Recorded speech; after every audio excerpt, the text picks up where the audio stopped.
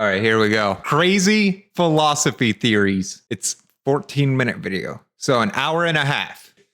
Boltzmann brain. Boltzmann brain is a thought experiment that suggests that given enough time, a self-aware brain could randomly form in the universe due to quantum fluctuations. This hypothetical brain would have memories and perceptions of really living in a structured reality, even though it is just a temporary, random occurrence in a chaotic universe. This theory asks if it's more likely for the universe to exist, with all its complexity, or for a single brain with false memories to appear randomly. If the latter is more probable, it implies that everything you experience might just be a brief hallucination by a Boltzmann brain. What the fuck? So everything we're experiencing right now is even less than a dream. Basically essentially a daydream where you just lose consciousness for a moment. That's fucking crazy. I don't know about that one. That one's kind of like, what? Yes. My favorite philosophy. A squared plus B squared equals C squared. It depends on where you come from. I always forget what it's called. It's like, rationalist versus something else. Solipsism. I always forgot what it was called. Solipsism is the idea that only your own mind can be known for sure to exist. According to this theory, the outside world, other people, objects, and events cannot be definitely proven to exist beyond your own perception. This is because I fuck with people with this one so much. Anytime anybody's arguing with me, this is just like the trump card. I'm like, you can't prove that. You can't prove that any of this is real, you fucking bitch. Prove that I'm real. You can't. You can't prove a negative. All right, bitch? Fuck you. Because all experiences are subjective, meaning they are understood through your individual mind. So while you may see and interact with the world... Maybe we're in that fucking brain. What was it called? Boltzmann brain. We're in a fucking Boltzmann brain. Solipsism questions if the world actually exists on its own, or if it's all just created by your mind. You have no way. It's not going to lose my... It's, what is it, imperialist versus rationalist? Is that what it is? Why do I still have music playing? Oh my God, I had music playing that whole time. Rationalist versus, please, empiricist! Oh my God, I'm so proud of myself. How do I remember? Last time I took a philosophy course was a long time ago, but I still study it every now and then. Look at that. If I remember correctly, I think most philosophers were imperialists. Rationalist was like based on objects. Imperialism was based on like being able to think. I think, therefore I am, I'm pretty sure. Intuition, rationalists believe in intuition. Rationalism claims that individuals have innate knowledge or concepts. I mean, that's true to a degree. Because it's been proven that we are born. Every single human is pre-programmed with the fear of heights. This has been proven in infants and babies and everything. With the whole clear glass table and putting like their favorite toy, they'll have hesitation, like clear hesitation, like, whoa, this might be bad. And you'll see them clearly in distress. And those experiments were considered quite unethical now. Empiricism is a theory based on the claim that experience is the source of knowledge. Rationalism is the theory based on the claim that reason is the source of knowledge. I mean, I think it's kind of both, because you're not just born knowing calculus. You have to get taught that. We're not born knowing the earth is round. We're taught that. Just how we're born being afraid of heights, we're not born afraid of fire. Oh, I wasn't? No. Believe it or not, Numbers Man did not come out knowing calculus. You would not believe it. You would not believe it. You know, there's a universe out there somewhere, Bilius. Since you're in Canada, you only speak French. There's a universe where I probably hit my head and now I have a Chinese accent. Empiricists do not believe in intuition. Rationalists believe in intuition. I think intuition is a thing. Claim that individuals have no innate knowledge. That's just wrong. That's just wrong. You do have an innate knowledge. Like, you don't teach babies how to walk. They just eventually walk. You can't force it. It's just whenever they're finally able to, they're like, oh yeah, let's fucking walk. Oh shit, I used my tab. I didn't, oh my God. There it is. Where the only language left is German. Yes, you are correct, Mr. Bilious. That is a universe I do not want to be a part of. I'm good. What happened? What happened? Oh, I don't know what happened there, but I didn't get rid of my tab apparently. Thank God. All right, that's pretty cool. Way to know. Transportation paradox. Wait, what was that shit? Hold on, I'm gonna say it correctly. Solipsism. Nah, solipsism. That's right. There ain't no extra I in there. Teletransportation paradox. The teletransportation paradox is a thought experiment that explores the implications of teleportation and identity. Imagine a teleportation device that scans a person's I know about this one. This is a hard one. The same argument is solipsism. Yeah, that's what I ended up going with instead, because there's no extra I there. But it does feel right still. The argument with this one is that pretty much the same thing I've done with my car. I have a 2002 Mustang. I've replaced almost every single part in that damn car at this point. Is it the same car? Technically, yes, but also no. So teleportation would work by taking apart your atoms and fucking shooting them light speed somewhere else and then reconstructing them. You've taken apart your atoms and you've reconstructed yourself somewhere elsewhere. Are you the same person? Entire body and this mind, is a hard mapping one. every atom and neural connection. The device then transmits this information to another location where a new identical body is constructed, perfectly replicating the original. Listen, I could talk out of my ass just as well, so I guess so. Original person, including their memories and personality. Let me see if the paradox arises when considering what happens during this process. Is the person who arrives at the destination the same individual who entered the teleportation machine? If the original person is disassembled at the point of departure, is that person effectively killed? If so, then the new person created at the destination, while identical in every way, is technically a different individual. Absolutely. I wasn't thinking of it that way. I was thinking of it more like they swapped places. But I guess if they are the same thing, which one is it? It's like the same argument as, is a hot dog a sandwich? Maybe it's a taco. That's more of a tortilla. That's like corn tortilla, flour tortilla. What am I talking about, bro? Egg theory. The egg theory is a thought experiment that suggests that every person who has ever lived or ever will live is actually the same being, experiencing life in different forms. I have had this thought on my own. I don't know who created it, though.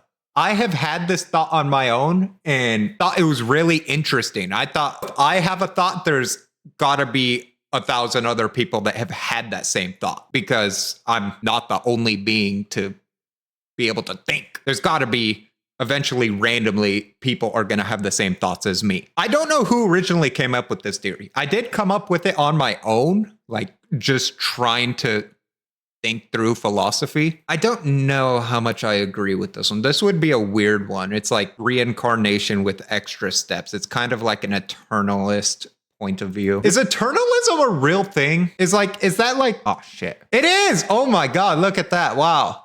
Yeah. I wasn't sure if eternalism was like an actual thought through concept, but I guess it booted. Wow. Apparently it's been around for a really long time. Eternalism's a really interesting point of view. I really like the concept of eternalism. This process continues until that being has lived every human life in existence. This also brings up the question of, is every being that is currently existing, like, are there multiple souls that are doing the same things? So I am existing right now, and it would essentially be a reason to not do bad things to people. That's usually what a lot of philosophies are centered around. Don't be a piece of shit, right? So if I were to do something bad to someone, go and murder somebody, in the future, I'm going to be murdering myself in a way. So if I do a bad thing to someone else in this life, I am doing a bad thing to myself in a different life. That is why, essentially, the egg theory, I didn't know it was called that, is why you shouldn't be a bad person. It's the argument for why, because you're doing it to yourself. But is there like is there only one? That's what I'm trying to say. Is there only one, or is there many? Is every single person that is existing going through the same thing and then everything resets, right? Dude, you're so right. Weirdest form of masturbation. And kind of, is it incest to have sex with yourself, right? All right, let's just put this theory out there. Let's say you're a hermaphrodite, right? You got both sets, baby. Is it incest if you fucked yourself? I don't know. I don't know. That's a weird question. What if it's too short to reach? That's, I guess, invert it, baby. Go from the inside out. I don't know. According to the theory, the universe exists as an egg, a place for this single being to grow and mature through the experience of living many lives. Okay, that answers the question. That answers the question. So there's, whoa, that's crazy. So each universe only has one being, and what's the point? To give you eternal knowledge? To all right, hold on, All just play the lives have video. been lived. The individual reaches a higher state of consciousness and becomes like a god, completing their spiritual That's what I evolution. figured. That's kind of what I was thinking. You've experienced everything, so you are essentially, a god. But at what point? When is there an end? As the universe in this Would you have to wait for the universe to explode? Are you now the king of the universe? Like what? What do you become? I understand it's supposed to be a god, but exactly what is that? What is it? theory is designed for growth and evolution, so too is every business. And that also brings the question of what created that universe. You know, if universe is the explosion of the universe them coming. I guess that's why I call it the Big Bang, right? In my opinion, you can't really manage to do so efficiently without today's sponsor, Odoo. Odoo is a business for everyone. This fucking guy. The omnipotence paradox. The omnipotence paradox is a thought experiment that challenges the concept of omnipotence or unlimited power. I don't like the egg theory. I don't think it's fleshed out enough. It asks whether an all-powerful being like God It's interesting, could create though. a stone so heavy that even they cannot lift it. The dilemma arises because both possible answers I've seem heard to of limit this. the being's power. If the being can create the stone, they cannot lift it, which means there's something they cannot do. This The Odoo theory. You know what? I'll link you the video. Hold on. I just now remembered you told me there's a screenshot you sent me. I need to go look at it. The omnipotence paradox.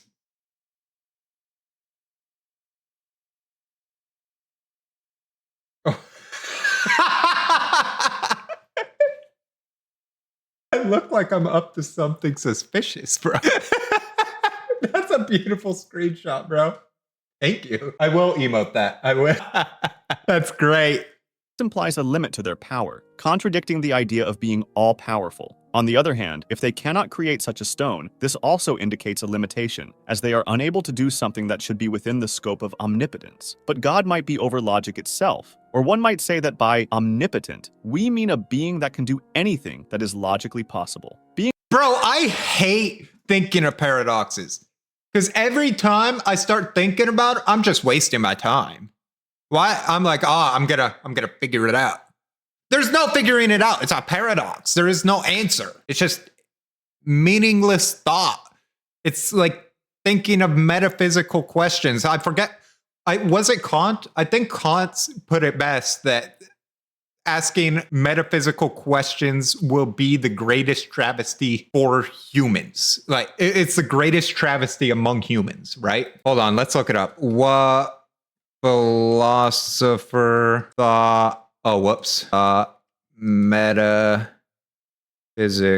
question, god dang it, were bad, I guess. All right. Oh, there were several. There was only one that I ever heard of. It was Hume. I guess it was Hume. And Kant! Boom, baby! I learned about both of them, I guess. The greatest travesty for animals was Michael throating his first glizzy. You know, Bilius, I don't know if Michael told you this yet. No matter how much I try to bribe him, he has put the glizzies down. It's a sad day. It's a sad day for America. Hold on. I think I have one for this. Fucking, where is it? It's a sad day for America. Fuck. It just repeats it. There we go. There's my stop button. Yeah, it's sad. And I told him I would pay him $20 to watch him throw a glizzy. And he refused. He refused. Can you believe that? I am fucking proud of myself. I knew it was Kant. It could have been Hume too. I don't know which one said those exact words, but I studied both of these guys. Kant has a lot of good ideology. Hume, I don't remember as much. He should do it. He says it's not worth his health every time. And I'm like, all right, fine. Being all-powerful doesn't mean doing logically impossible things like creating a square circle. It means having power over everything that exists. Logical impossibilities, like Also saying something like a square circle, that's also just like from a human perspective. We can only understand within the confines of like our dimensionality, right? Like it's the same thing of us trying to imagine what a four-dimensional object would be like, which I think the fourth dimension would be like through an eternalist perspective, being able to step through time and go to different timestamps of existence. A square circle aren't real things that can exist, so it remains just a cool... It's essentially like trying to ask a stick figure to make a sphere or a cube. Like, oh, what the fuck's that? Antinatalism. Antinatalism is a philosophical position. Antinatalism. I'm an antinatalist. Let's get rid of those prenatal supplements. Why the fuck they need all our iron? I'm trying to build some goddamn armor, motherfucker. Out here taking all the iron. That argues against giving birth, suggesting that it is morally wrong to bring new individuals into existence because life itself inherently involves suffering, pain, and hardship. So it is better not to create new lives that will... They exist all the time. 24/7. Quadruple D's a little different, my bad. Inevitably face these challenges. One key argument in antinatalism is that coming into existence exposes individuals to more suffering than joy, making it not worth it. Additionally, some antinatalists point out the environmental and ethical implications of overpopulation. I really don't care about the environmental implications of antinatalism. I fully understand bringing a being knowingly into an existence that is unforgiving, to say the least. To put it light, I like this theory. When I come into your existence, you have joy. Arguing Absolutely. that it contributes to suffering not just for individuals, but for society as a whole and the planet. You are not free. This theory... Listen, it's not the planet, brother. The planet is going to go on. It's ourselves that is the problem. If we nuked the entire planet, what are we going to kill? Not the fucking planet. We're going to kill ourselves. We are not the planet. I think that's a selfish way of thinking. We are not the planet, which kind of sounds weird. Oh, selfish from the planet. Yeah. Why the fuck do we exist here? I don't know. That's a hard question. But we are not the planet. The planet will be fine. We ourselves will not be. However, the planet has experienced a lot worse things than what humans can do to it.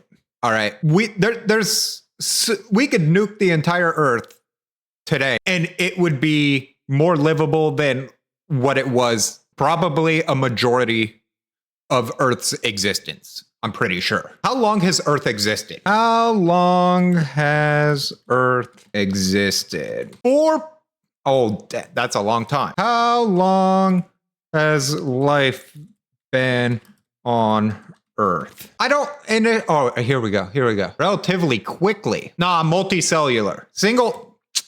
Screw single cellular. There we go. Here we go, baby. So about half of Earth's life. And that's probably talking like a cell having a mitochondria. 4.5, that's a long time. I didn't know that off the top of my head.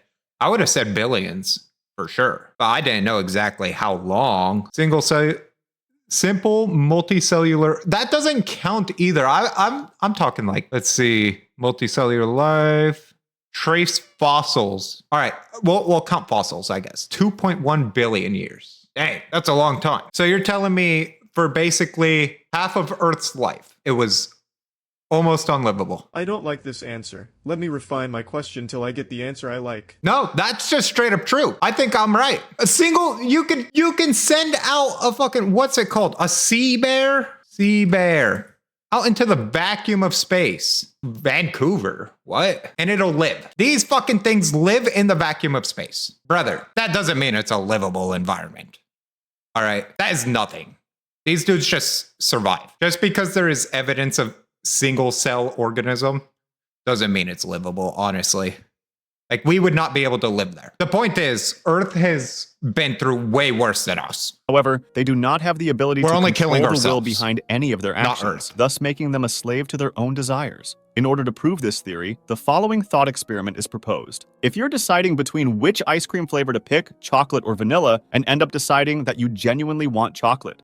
I chose both.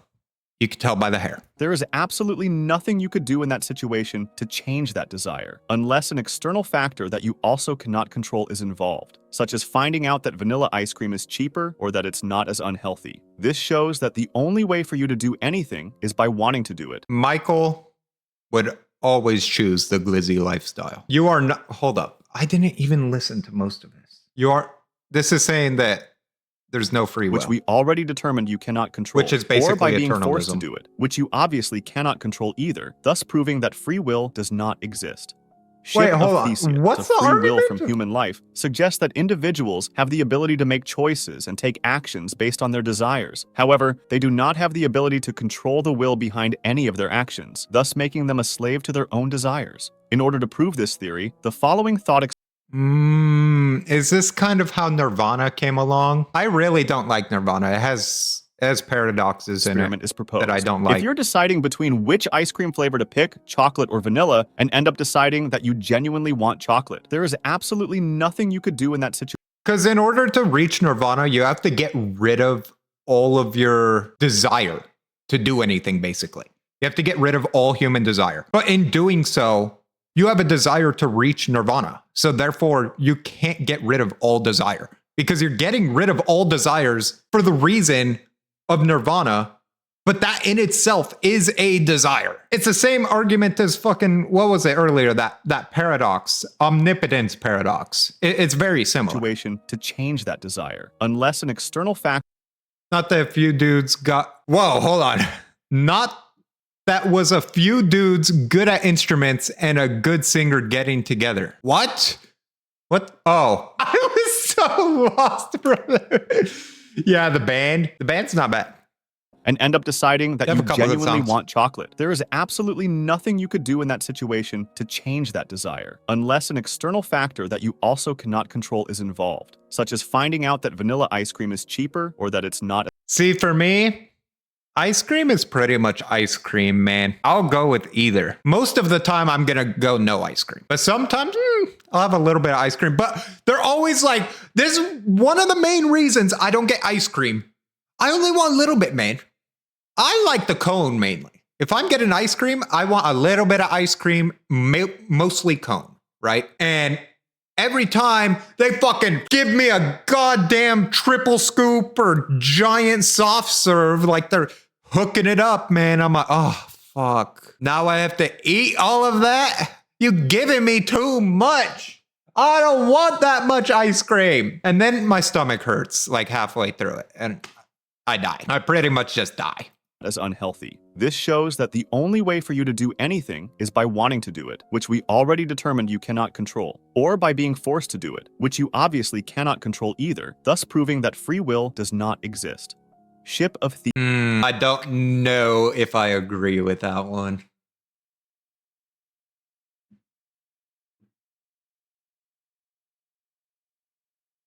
Because people do things that they don't want to do all the time, right? Like, not everybody wants a job, but you have one because it's kind of like required, basically, unless you want to be Mr. Homeless Man, I guess. I don't know about that one. Theseus.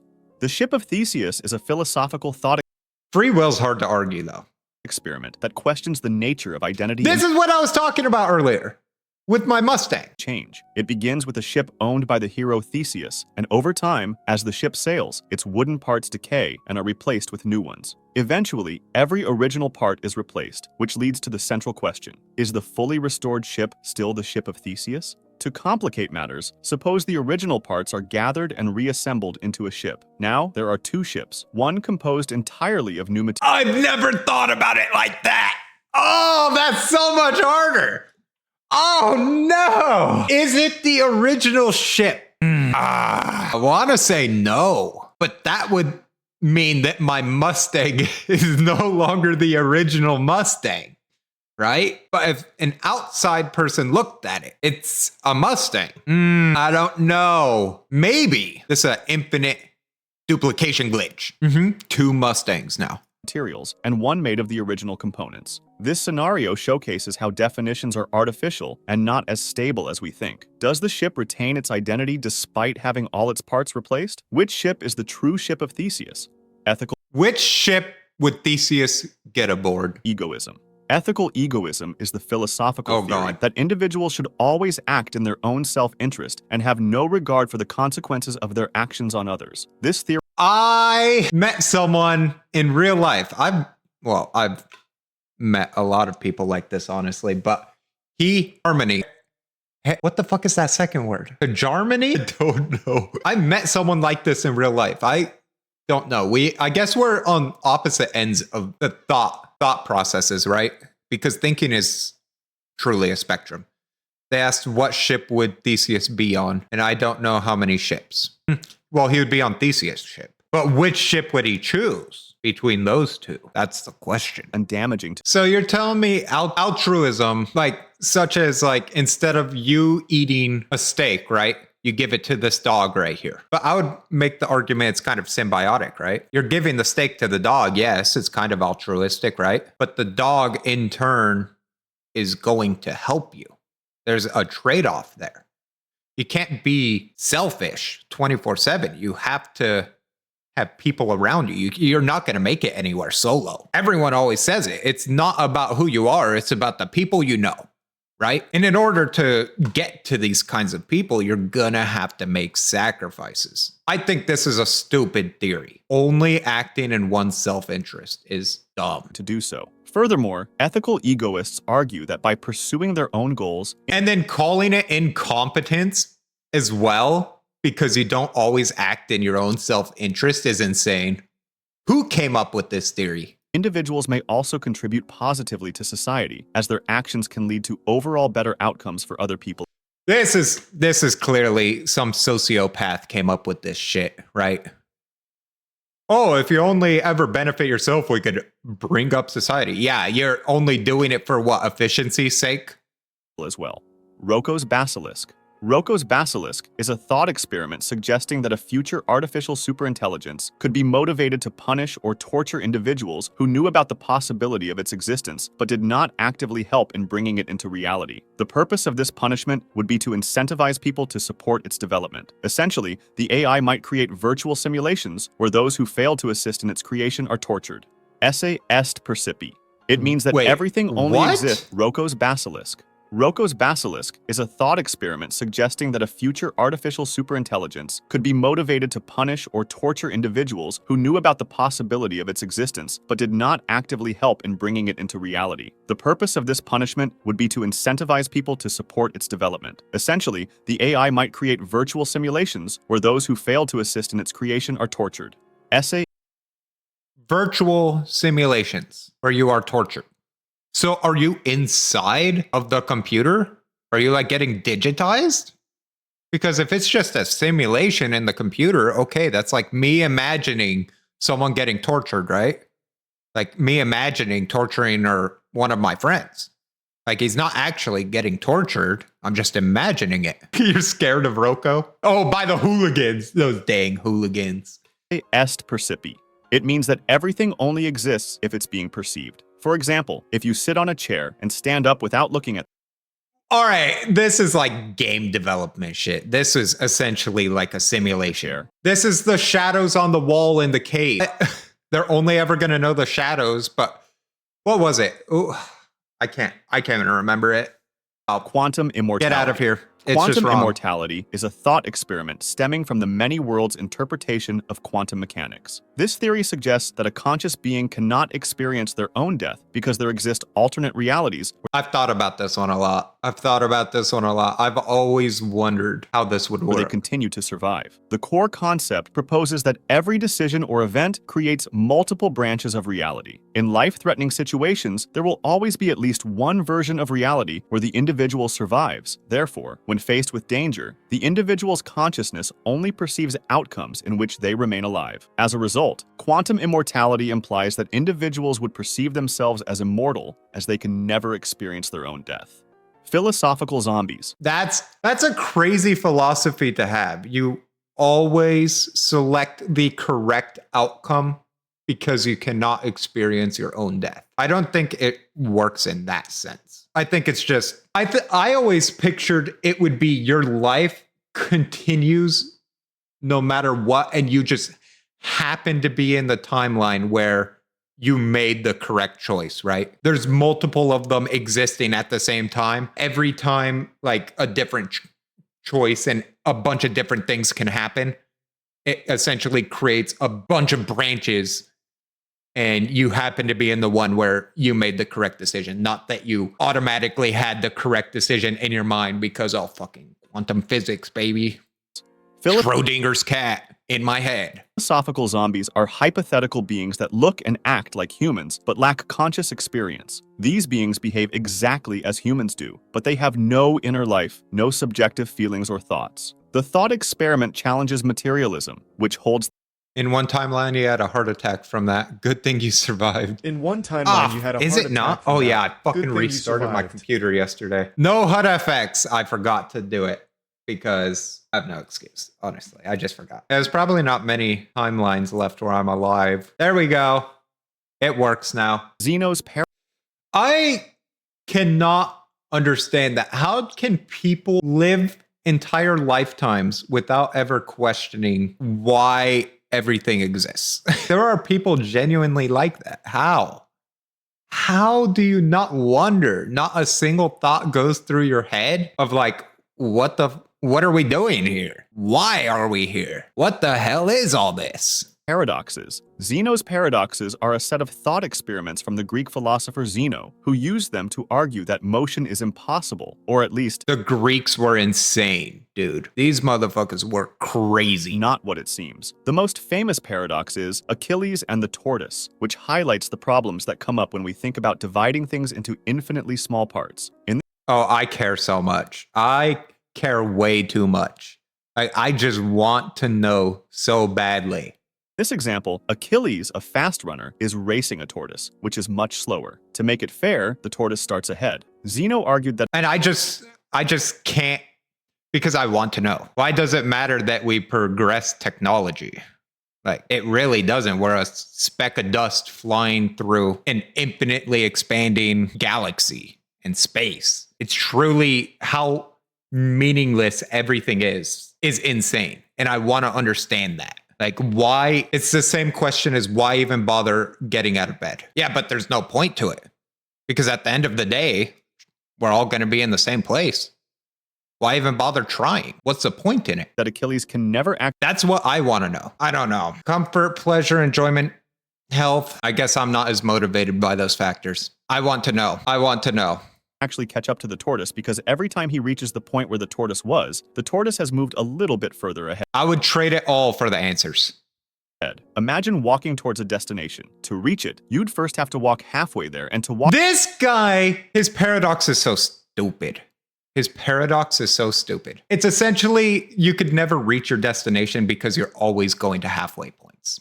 walk halfway there, you'd first have to walk a quarter of the way there, and so on, creating an infinite number of steps and causing you not to be able to reach your destination. Problem of induction.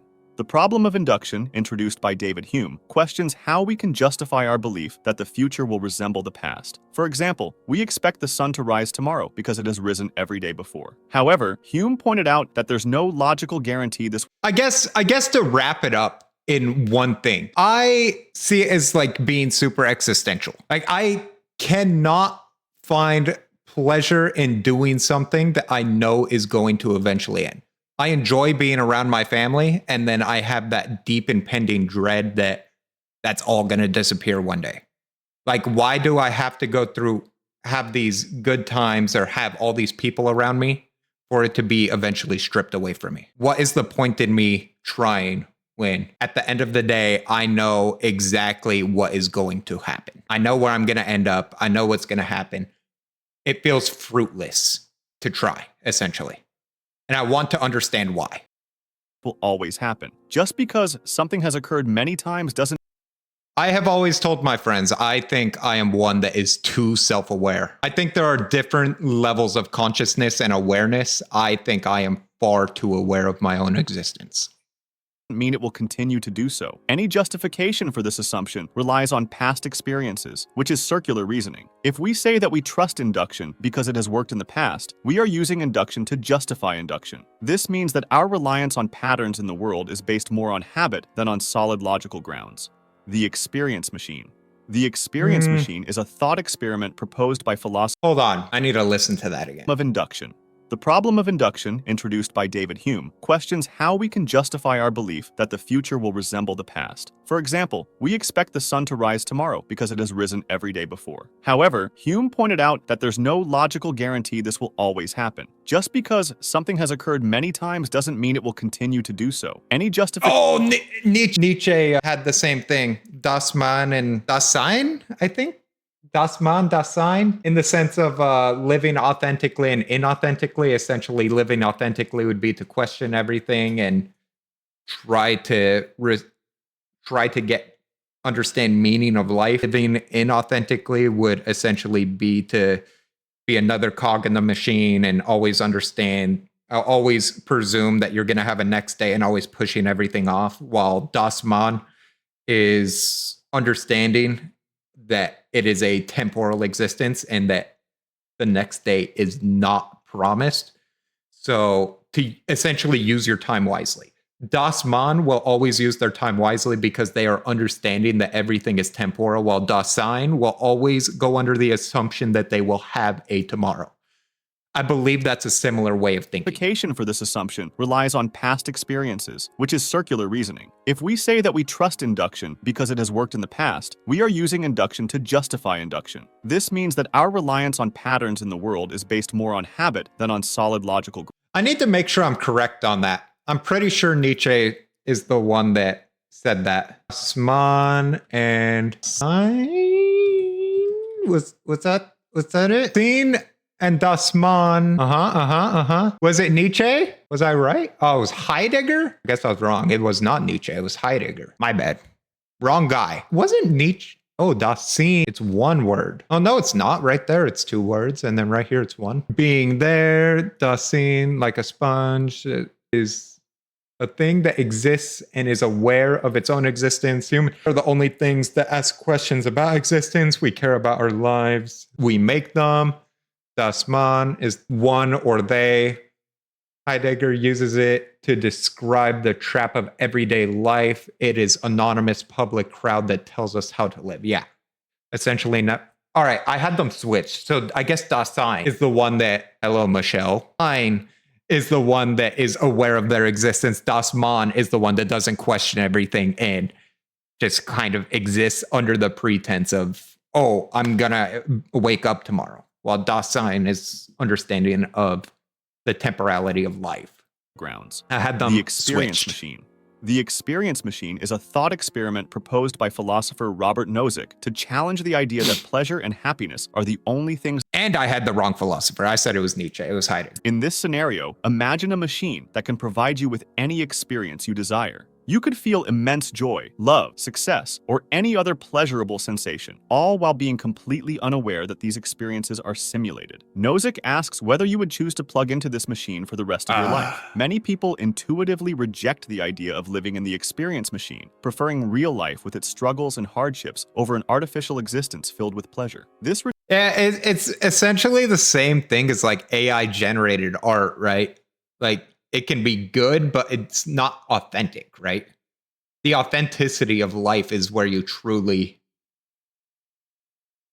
get like substance. That's a good question. I don't know. It's kind of like being put in that fluid from Rick and Morty, right? So does that change your answer, whether you remember it, whether you remember your decision or not?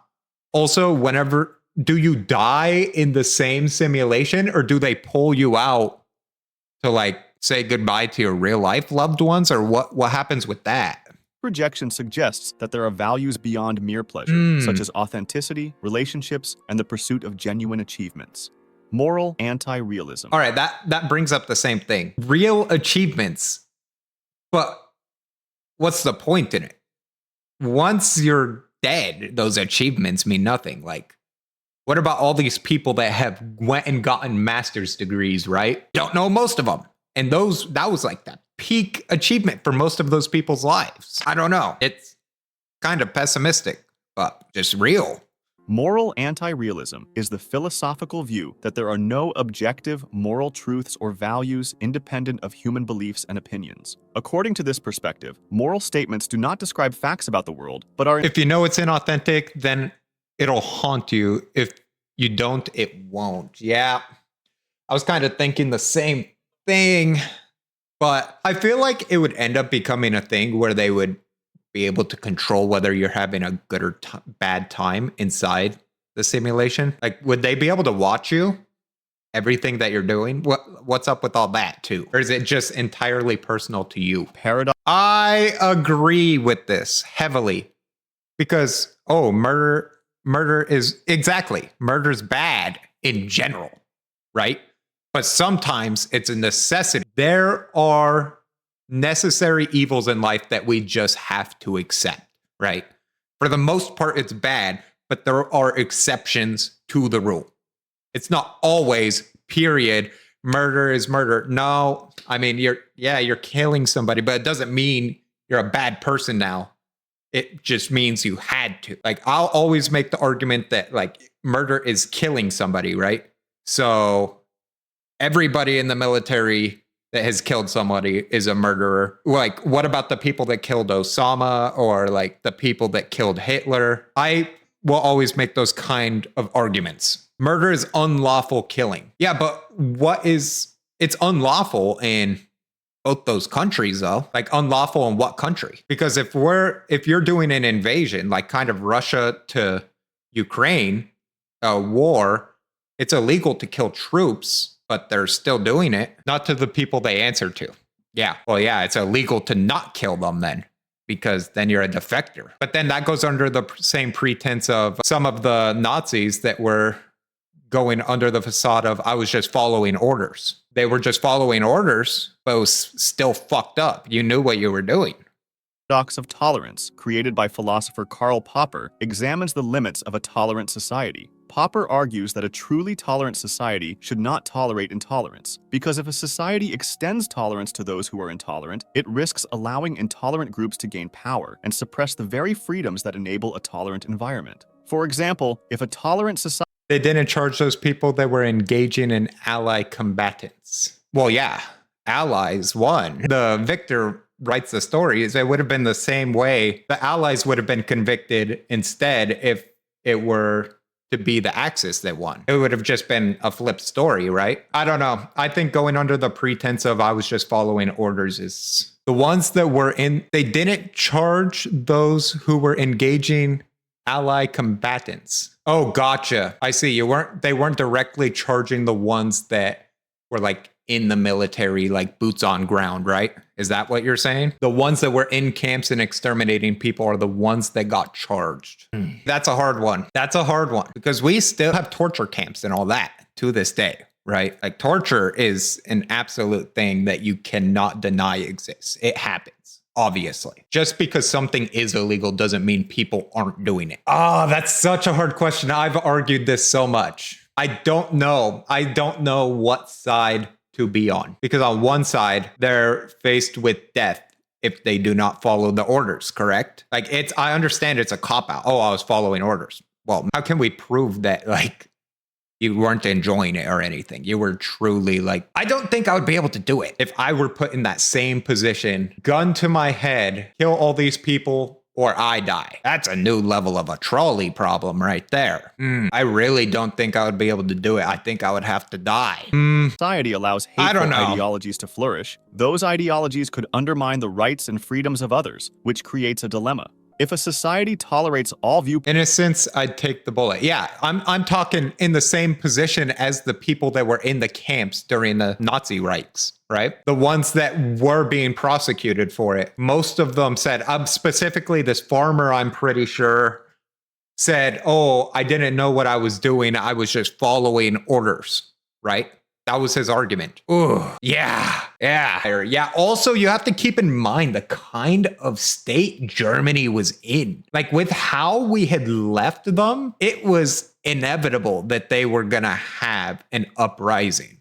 Like, their money was so devalued by that point because they were paying back reparations to every other country from the First World War, that it was better for their citizens to burn their money to keep their house warm than it was to try and use it to go and buy bread. Because it took entire wheelbarrows just to buy a loaf of bread. That is ridiculous. Yeah, big time. They fucked them over to the point where it wasn't a livable country. They were pretty much like, yeah, have fun being dead. And they got sick of it. If Hitler did not exist, it would have been a power vacuum for someone else to fill. It was always going to be somebody. That's how I view it. If not him, someone else. Because that was some next level, like, oppression they were facing. The way they handled it, I don't think was very good. Was it inevitable? I think so. That's a hard one. Being intolerant of those that are intolerant, but then you're intolerant yourself. See, I don't think you can. I'm going to disagree with this point. The paradox of tolerance. I think you have to be accepting of those that are intolerant in order to help shape their views to be better, right? Because if you're just rejecting them, you're a fucking dick. Fuck you. Yeah, for sure. Insane. That's crazy. Like, oh, you have a crazy racist friend? I mean, there's a lot of people. Yeah, oh yeah, for sure. I don't like the extremes on either side. The extremes are nuts, dude. Like, every time I see them, I'm like, wow, how do these people have friends? And they always have like a million yes men that are like, yeah, you tell them. Like their hype crew.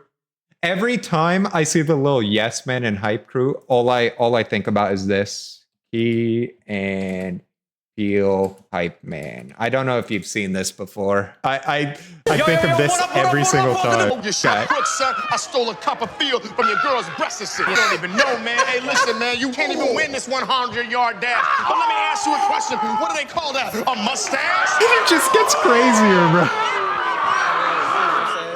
Man, hey, relax a little bit, though. Take it down a little bit. That's what I think about every single time. And then you have poor Jamie on Joe Rogan. I don't even watch the Joe Rogan podcast, but I feel bad for Jamie on there.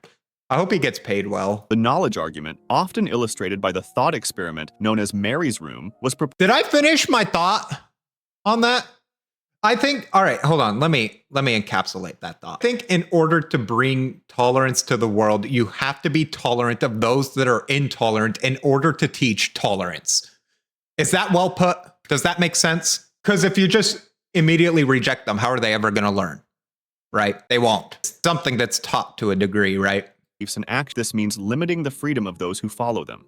The knowledge argument. And it's harder to unlearn something and then learn something new than it is to learn something from a blank slate. The knowledge argument, often illustrated by the thought experiment known as Mary's Room, was proposed by philosopher Frank Jackson, who created a scenario in which a girl named Mary is a brilliant neuroscientist who knows everything there is to know about the physical aspects of color, but she lives in a black and white room and has never experienced color herself. One day, Mary leaves her room and sees a red apple for the first time. The knowledge argument poses the question, does Mary learn something new about color when she sees the apple? Jackson argues that she does, because although Mary had all the scientific knowledge about how color perception works, her experience of seeing color for the first time provides her with new information that she could not have known while confined to the black and white room. This thought... So she knows everything about color and how color perception works. Does that knowledge come with knowing that it could be on things? That's entirely dependent on that, right? If you know that color can be on things, then no. If you don't know that, then it's like, oh man, colors can be on objects. It's like mind-blowing epiphany shit. Experiment suggests that there are non-physical aspects of knowledge, specifically the subjective experiences of perception. That would probably be like a euphoric experience. Seeing an apple after knowing everything about colors, but not knowing that objects can be a color, just knowing that they exist. And then all of a sudden you see an apple, you would probably have the craziest feeling ever. That would be an awesome feeling. Shit, sign me up. The infinite monkey theorem.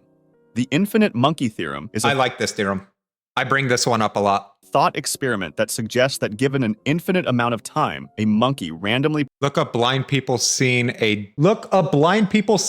or deaf people hearing for the first time. All right, deaf guy hears wife. This is what I think of every single time. Ah, Facebook?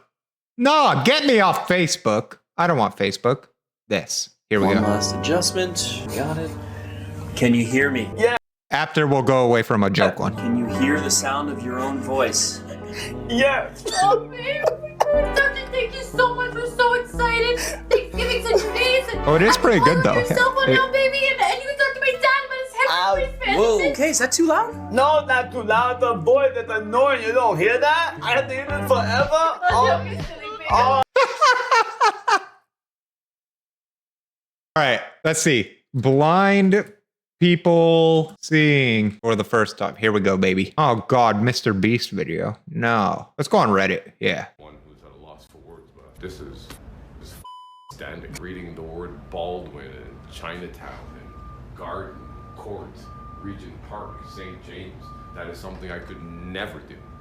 Never do. I didn't want to start crying then. That's why I was paying attention to TV, but she's just beautiful to me, and it's actually the first time that I actually fully saw her face. I almost don't have the right words. I'd love to see my mother's face right now.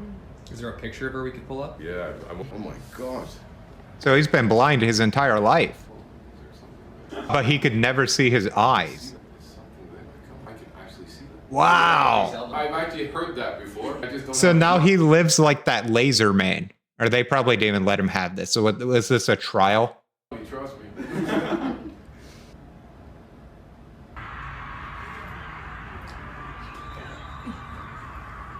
It's just unbelievable. How much do one of those things cost? At a loss. Let's look it up. eSight Eyewear. All right, let's go check it out. How much does it cost for blind people to see? How long does... Oh my God. It costs a lot of money to be blind. I'm not surprised. I am not surprised. Jeez, man. How do blind people find the website? I assume a relative would, right? I mean, I guess you're right. That's like not even one doctor visit in America. So, solve blindness, I guess. Yeah. Hell yeah. If you want to discuss this video I don't know if that really helps explain how long infinity really is. There's also varying sizes of infinity, right? Like, yeah, I guess a good way of explaining it is infinity in the positive direction and infinity in the negative direction, right? But then there's like decimal infinities, such as like pi. There's varying levels of infinity. This was a great video. And 15 minutes, only an hour 15 that took. Pretty bad, not gonna lie. Not gonna lie. Let me see